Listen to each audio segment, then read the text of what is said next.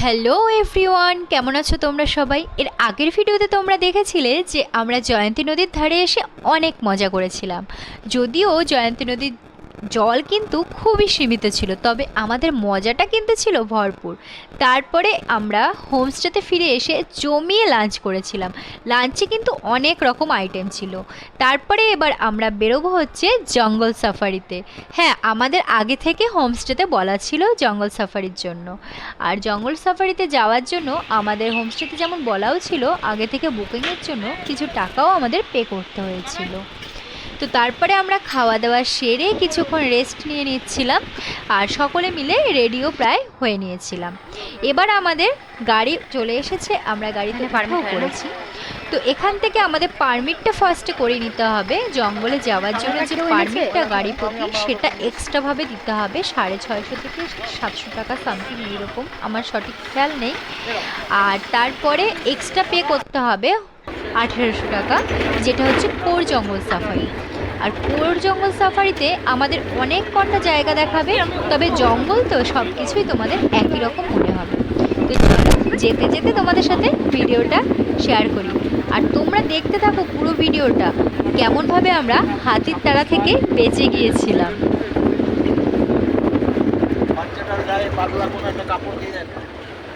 এটা দিয়ে দাও, এটা দিয়ে দাও, এটা আমার, এটা দিয়ে দাও, জামাটা তুলে দাও। আমরা টাইগার ফরেস্টে যাচ্ছি। হ্যাঁ বাবা, টাইগার যাচ্ছি, ওরে ঘুরে থাকো। হ্যাঁ বাবা। তো এখন আমরা আস্তে আস্তে একদম ঘন জঙ্গলের ভেতরে প্রবেশ করছি। এখানে কিন্তু অনেক রকমের স্পট রয়েছে, যেটা হচ্ছে 27 মাইল, 26 মাইল, এইরকম অনেক রকম স্পট রয়েছে, যেগুলো তোমাদের কাছে একই রকম মনে হলেও জায়গাগুলো কিন্তু আলাদা। তো এখানকার যে গাইড দাদা, ওনার চার্জ কিন্তু আমাদের আলাদা পে করতে হয়েছে, সেটা কিন্তু এই গাড়ির সাথেই ইনক্লুডেড ছিল।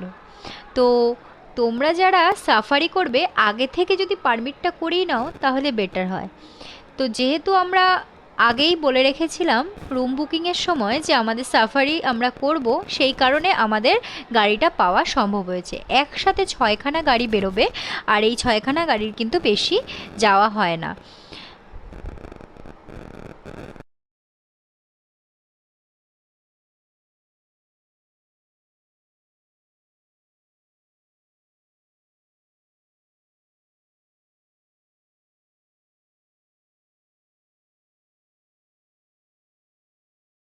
তো তোমরা যদি জঙ্গলে সাফারি করতে যাও, যদি আগে থেকে মানে আগের দিন না জানাও বা আগে থেকে হোমস্টেতে না জানাও, তাহলে কিন্তু জঙ্গল সাফারিটা তোমাদের সেদিন হবে না। তো আমরা সেই মতো আগে থেকে যেমন বলেও রেখেছিলাম, সেইভাবে কিন্তু আমরা জঙ্গলে প্রবেশও করে গিয়েছি। আর দেখো, প্রচুর পরিমাণে বড় বড় গাছ দুই পাশে, আর চোখ শুধু রয়েছে দূর দূরান্ত। যদিও চোখে খুব একটা পাওয়ার নেই, চশমা আনতেও ভুলে গিয়েছি, চশমা রুমেই রয়ে গিয়েছে, সেই কারণে আনতেও ভুলে গিয়েছি তাড়াহুড়োতে। তো জঙ্গলের ভেতরের ভাইবটাই কিন্তু একদমই আলাদা। তো এখনকার যে সাফারি কারগুলো, সেগুলো কিন্তু একটু আলাদা। আগে সাফারি কারগুলো ছিল শুধুমাত্র দাঁড়িয়ে দাঁড়িয়ে যাওয়া, এখনকার সাফারি কারগুলোতে কিন্তু বসার জন্য সিটও দেওয়া রয়েছে। তো আমরা একটা ফার্স্ট ডে চলে এসেছি সল্ট বিটে, যেখানে বন্য জীবজন্তুকে নুন খাওয়ানো হয়। আর সেই দূরেই রয়েছে একটা হরিণ, যেটা আমার চোখে খালি চোখে দেখলো, তোমাদের মোবাইলের ক্যামেরাতে আমি দেখাতে পারিনি।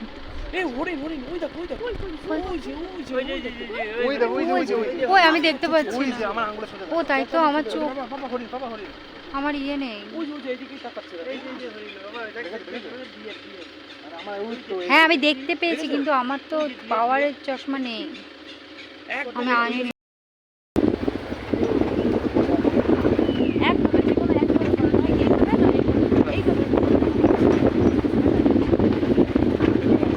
জঙ্গলের ভেতরটা একটু অন্ধকার থাকায় গাছের ছাওয়ায় আমরা হরিণটাকে তোমাদের ক্যামেরায় দেখাতে পারিনি, কিন্তু আমরা খালি চোখে হরিণটাকে দেখতে পেয়েছি। 27 চৌপতি আমরা যে রাস্তায় আসলাম এটা হচ্ছে 27 মাইল। আর যে রোডটা যে ক্রস করতেছি এটা হচ্ছে সাংহাই রোড। এটা চৌরাস্তা, এই জন্য চৌপতি বলা হয়। 27 সাংহাই চৌপতি। আমরা এখন ডেন্স ফরেস্টে যাবো, ন্যাচারাল ফরেস্টে। ন্যাচারাল ফরেস্টে যাবো আমরা, চলো ন্যাচারাল ফরেস্ট চলো।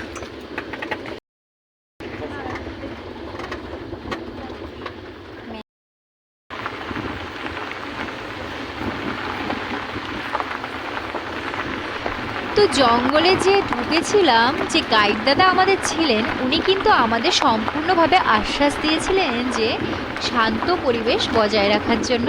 আর খুবই শান্ত পরিবেশ যদি থাকে তাহলে আমরা বন্য জীবজন্তু দেখার চান্স আমাদের বেড়ে যাবে। সেম গোকাটে জায়গায় কি করতে হবে? ভিডিও করো না গো, এখান থেকে একটু ভিডিও করো না। সেই জায়গাটায় তো আসলাম আমরা। ওই দে ময়ূর ময়ূর ময়ূর, ওই দে ময়ূর। ভিডিও করো। আরে এখানে কেন?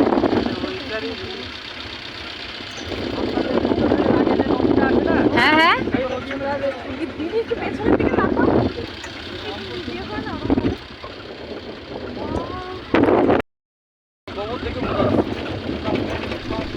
তারপরে প্রায় আমরা চলে এসেছি জয়ন্তী রিভার বেডের কাছে। এখান দিয়ে আমরা অন্য আরেকটা জঙ্গলে প্রবেশ করছি। আর দূরে দেখতে পেয়েছিলাম আমরা ময়ূর। যেখানে যায় সেখানে সেখানে বাবা ঘন্টা ঘোরাবে বল। মামা দেখি আচ্ছা তুই পড়ে যাবি কিন্তু। না মামা এটা কি ওয়াচ টাওয়ারে আসলাম? আচ্ছা আচ্ছা।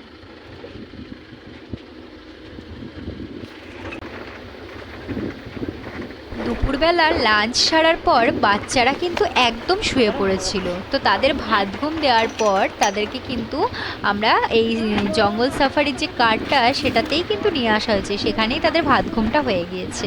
তো তারপরে কিছুক্ষণ পর তারা উঠে পড়েছে আর জঙ্গলের মজা তারাও কিন্তু আমাদের সাথে নিচ্ছে।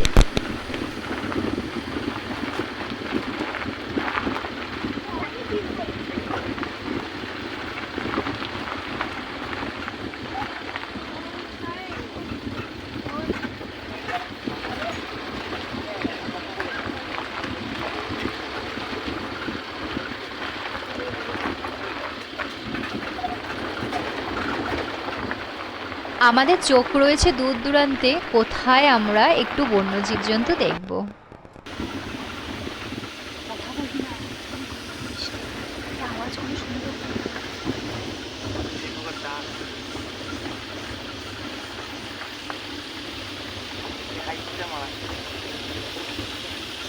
রাস্তায় হাতি আছে, রাস্তায় হাতি হাতি।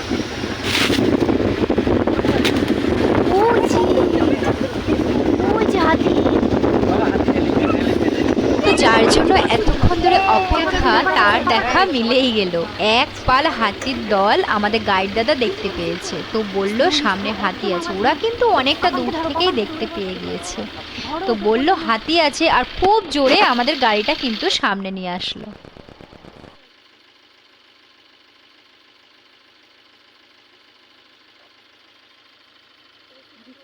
ওই দূরে রয়েছে একপাল হাতি, আমাদেরকে কিন্তু বলল খুব আস্তে আস্তে কথা বলতে। মা এত দূরে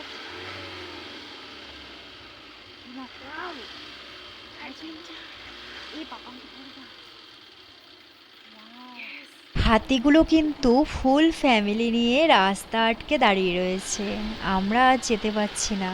তো এখানে দাঁড়াই, কি হয় দেখি। ওদেরকে আওয়াজ দিয়ে ভয় দেখাচ্ছে যাতে ওরা সরে যায়।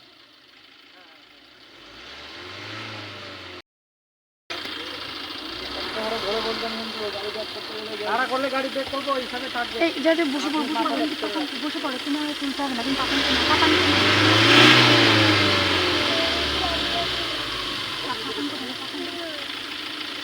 তো গাইড দাদা আমাদের বলল যে হাতি তাড়া করলেই কিন্তু গাড়ি ব্যাক করবে, তো সেভাবে আমাদের খুব সাবধানের সঙ্গে ধরে বসতে। ভয় দেখাচ্ছে তবুও ওরা সরছে না।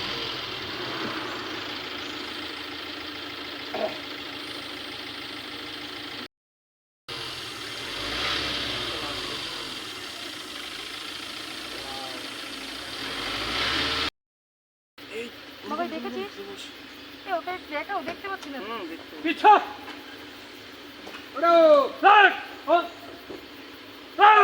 যা বাবা যা। হাতির থেকে আমরা এখন রয়েছি মাত্র 30 ফুটের দূরত্বে। কতটা ভয়ঙ্কর অবস্থাতে আমরা রয়েছি। প্ল্যানিং আলাদা আছে, এ আমাদেরকে হুমকার দেখাচ্ছে। ও হচ্ছে ছেলে হাতি। ভাই গেল না কেন?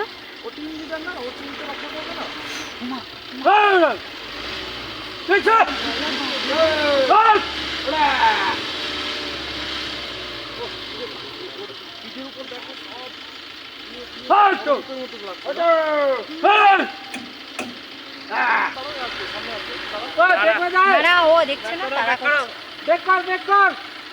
তারা করছে, তারা করছে। না না তারা করছে না। তারা করবে, ও মুখিয়ে রয়েছে।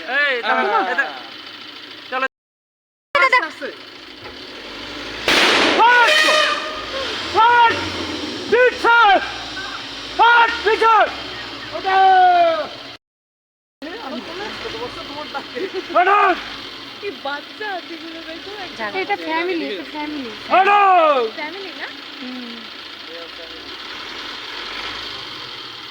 মানে ভাবতে পারি না আমরা এভাবে হাতি দেখবো, পুরো ফ্যামিলি। বাচ্চাটাকে কিভাবে প্রোটেক্ট করছে, একদম মাঝখানে নিয়েছে। সত্যি দেখেছো? আমরা অতটা করি সবার না। মধ্যেই একটা ও আসবে না।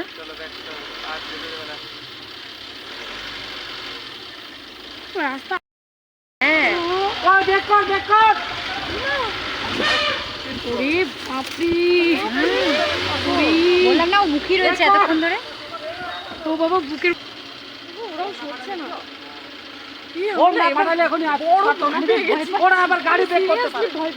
আমি জানি প্রোটেকশন তো আছে। এই মেয়েটা দেখতে পাচ্ছে না, আরে দেখবে পরে আমার বুকের মধ্যে কিছু নেই আর আমি শেষ। বাবা যেভাবে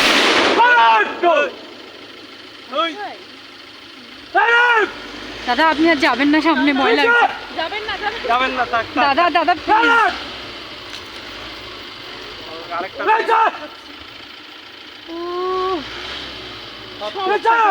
সত্যি দিদি আমার হাত কাঁপছে, আমার হাত কাঁপছে ভাই।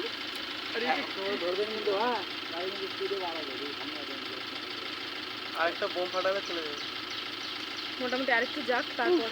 আরে এগুলো কিছুই না পাগলা, ওরা এটা করবে না। ওরা এটা করবে আমার মেয়ে আজকে গেছি। না না ও দেখছে কি সুন্দর, দেখো তুমি। না না ও বাজিতে ভয় পায়। পাপানের অবস্থা ও পুরো থমকে গেছে। পেছনে গুলো ওরা হ্যাঁ ওরা পেছনে। এত বাজে পরিস্থিতিতে ফেসে গেছি, পেছনের গাড়িগুলো ব্যাক করতে পারছিল না, এদিকে হাতি আমাদের তাড়া করছে। দেখা যাচ্ছে না তো। এ ধরবা পাপানকে চেপে চলে গেছে দাদা। না চলুন ব্যাক করুন, ওই তো সামনে আছে, ব্যাক করুন, ব্যাক করুন, ছেড়ে দেন, সামনে দরকার নেই, দেখা হয়ে গেছে। সামনে আছে দেখেছো? মানে গেলে ধাক্কা মারবে। হ্যাঁ উল্টে দেবে এটা পুরো। কটা তোমার ভাই বসে কি কটা দল আছে জানো ওরা? এই এখান দিয়ে আসছে নাকি? এই তো ঢুকে পড়েছে এইখানে। এই যে ঢুকে পড়েছে, এই যে এই দেখো এই গাছটার এখানে। এই চলুন দাদা, আমার দরকার নেই হাতি দেখার, আমি আগে প্রাণে বাঁচি। ও এই সাইড দিয়ে আসছে। চলো চলো।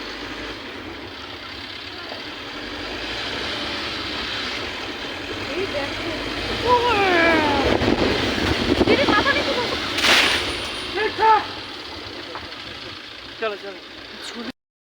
রাস্তা অ্যাটাক করেছে। আমি বললাম না যে তুই বললি ওটা, আমি বললাম রাস্তা অ্যাটাক করেছে। ভয় পেয়ে গেছি। আমি বিশাল ভয় পেয়েছি। এবার এই সাইডও সব ভাঙা, মানে এখান দিয়ে এসছে। উনি হাতগুলো কেমন এসেছে দেখছি। বম ফাটিয়েছে। হ্যাঁ বোম ফাটিয়েছে আর পালিয়ে গেছে। অ্যাডভেঞ্চার, পুরো অ্যাডভেঞ্চার বাবা, অ্যাডভেঞ্চার পুরো। আপনাদের ধন্যবাদ, আমরা ভাবতেই পারিনি এভাবে দেখবো, মানে কি কখনো ভাবিনি এভাবে দেখবো। বাহ কথা বলবেন না, চুপচাপ থাকবেন। সাইলেন্ট, একদম সাইলেন্ট। কোন রাস্তা লক আছে? কিন্তু কখন পাওয়া যাবে কোনো গ্যারান্টি নেই। আচ্ছা আচ্ছা তুমি অনেক আনন্দ হয়েছে আবার তখন খুবই ভয় পেয়ে গিয়েছিলাম।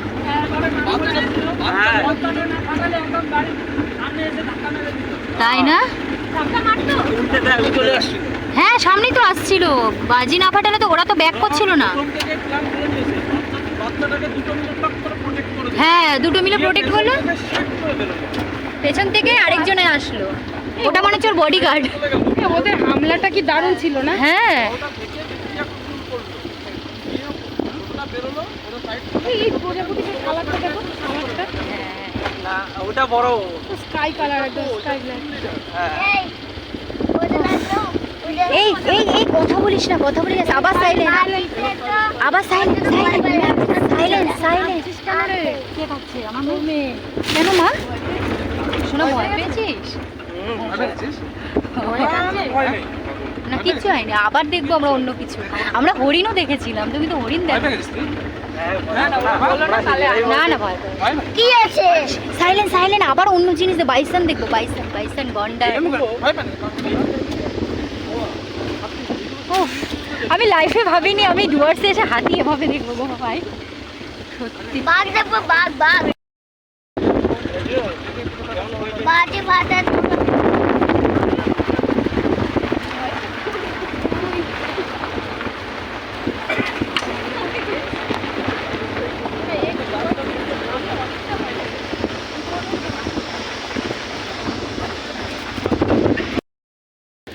মানে সল্টি ফুল। সবথেকে বেশি পশু পাখি দেখার সম্ভাবনা এইসব রকম ঘোরা জায়গায়।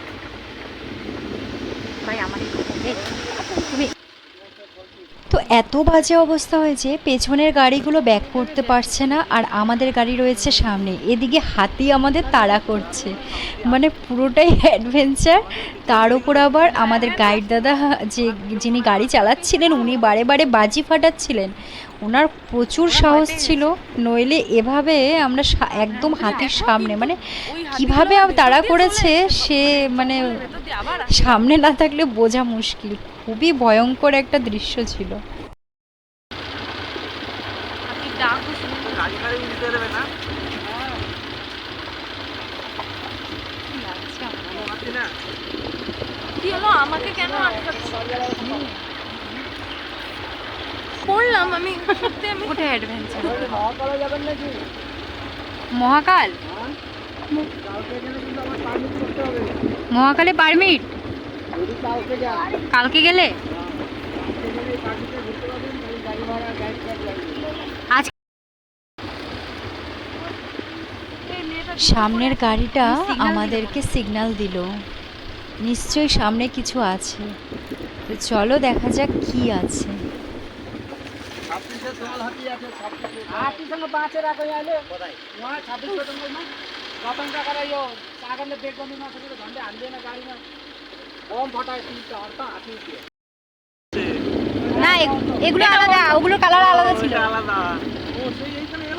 এগুলোর কালার আলাদা ছিল, ওইগুলোর কালার আলাদা, এগুলোর কালার আলাদা। ওই যে সেই লবণ খেতে এসছে না? দিদি ও সরি, यो 26 मा ওইটা अरे रतन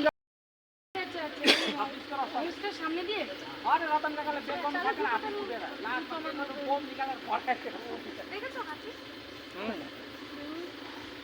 প্ল্যানিং করছে ওরা যে আমাদেরকে অ্যাটাক করবে। ওটা দারুণ ছিল, ए ওটা দারুণ ছিল, মানে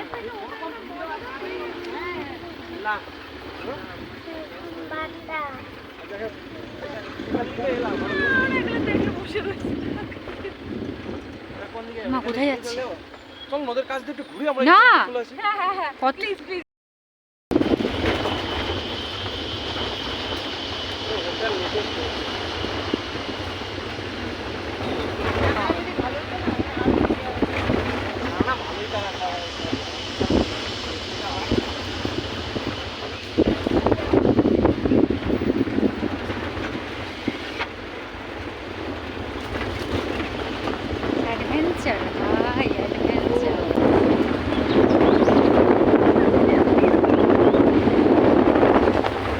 সাফারিটা আমাদের এখানেই শেষ হচ্ছে। দেখা হচ্ছে নেক্সট ভিডিওতে, আর খুব শিগগিরই আসবো আরও একটা নতুন ভিডিও নিয়ে।